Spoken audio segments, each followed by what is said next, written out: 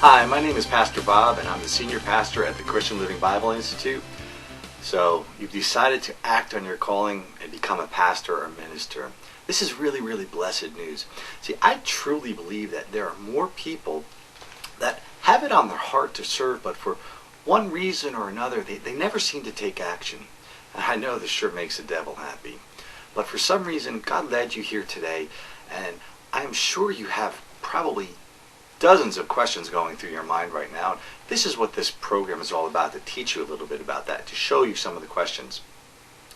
You might want to know, how do I become a pastor? How do I become a minister? What's the difference? Do I have to go to a seminary school? What about these online ordination programs? Are they legal? Are they real? Are they Christian? What about just being a real, true Christian pastor or a Christian minister? You see, the Bible teaches us that every single child of God is a priest, okay? And there's only one high priest, and that is Jesus Christ. See, if you read in 1 Peter, it says, we are chosen as a race, okay? We are people that are claimed by God to proclaim the triumphs of Him, okay? In essence, that passage in 1 Peter chapter 2 tells us that we should all share the good news of the gospel. But does that mean we need to be pastors or ministers? Because if we read in Ephesians 4, we know that we could read, and He gave some as apostles, and some as prophets, and some as evangelists, and some as pastors and teachers.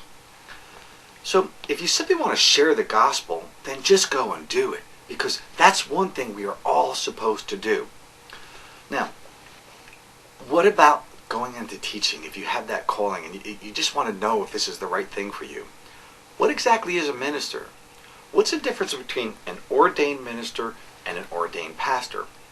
Now, throughout the Bible, we could find the word minister, but it is often used as a verb, meaning to care for someone. In Colossians, we find the word minister, and if you look at the original Greek, that word minister means a servant, sort of like a waiter. But it could also mean a Christian teacher and pastor. Now, when we look at different Bible verses and different versions of the Bible, the word pastor actually comes from the Greek word, which it means shepherd. Okay, this is a person who is here to protect and to guide and watch over. It also tends to the needs of others. It could also mean someone who is in charge, like a superintendent, like a shepherd is in charge of that flock. So in essence, both pastor and minister could really mean the same thing. And I consider a pastor someone who helps others regards to the Bible, a preacher. So why then do we need to be an ordained minister? Well, let's take a look at that question. In order to preach and serve our Lord, it is very important to have a real strong education about His Word, the Bible. Now, the Bible also says that a minister or pastor is someone who is above reproach. That means they will not bring disgrace to the title of pastor or teacher or minister. You must also be someone who manages their own household, can teach, and is not a new convert. So the Bible's telling us we can't be new, and we can't be someone who's going to disgrace us. And the Bible also tells us that we need to obey the laws of our land. Okay?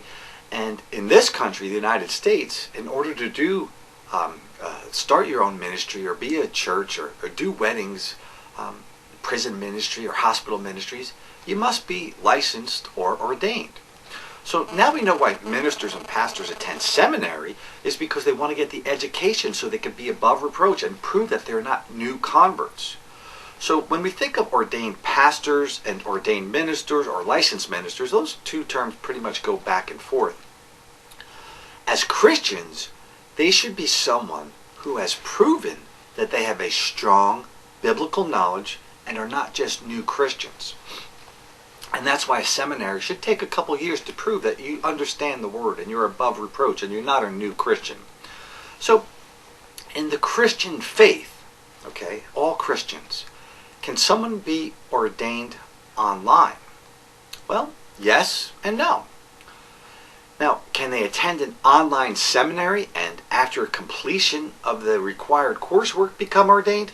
Yeah, I think that is a definite yes, because that is a great tool. That allows more and more people to become knowledgeable about the Bible, and this is a great tool, and it's much more affordable than traditional seminaries. Now, what about those online ordinations where you pay a fee and the next day you're an ordained minister or an ordained pastor or a licensed minister, or they call you a bishop of anything? They may be legal, but I don't think it's biblical. I don't believe any Christian could prove to them that they're above reproach by paying a fee and the next day being licensed as a minister. I don't think that's where to go. So if you're really ready to act on your calling, there's a couple things I'd like you to do. First, I want you to check out our seminary. It's Christian Living Bible Institute, and you can find it at www.christianlivingbibleiinstitute.org. But I want you to check other seminaries. And after you look around at some other seminaries, I want you to go to one special website. It's called www.howtobecomeapastor.com. Okay? Go to howtobecomeapastor.com. And there we have some downloads to help you choose a seminary, but we have something really special. You see, we created the Christian Living Bible Institute because we spent hundreds of thousands of dollars and went into debt on our education. That's not really biblical, and nowhere in the Bible does it say we should go into debt. So we put together a course that is very cost effective.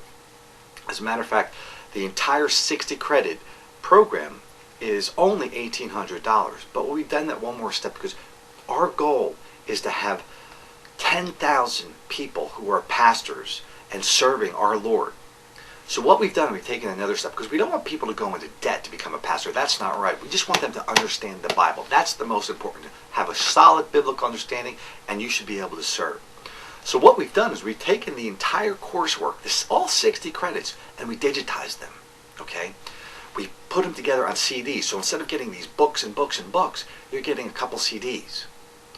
And by doing that, we're able to take almost 85% off the tuition. And anybody can afford that.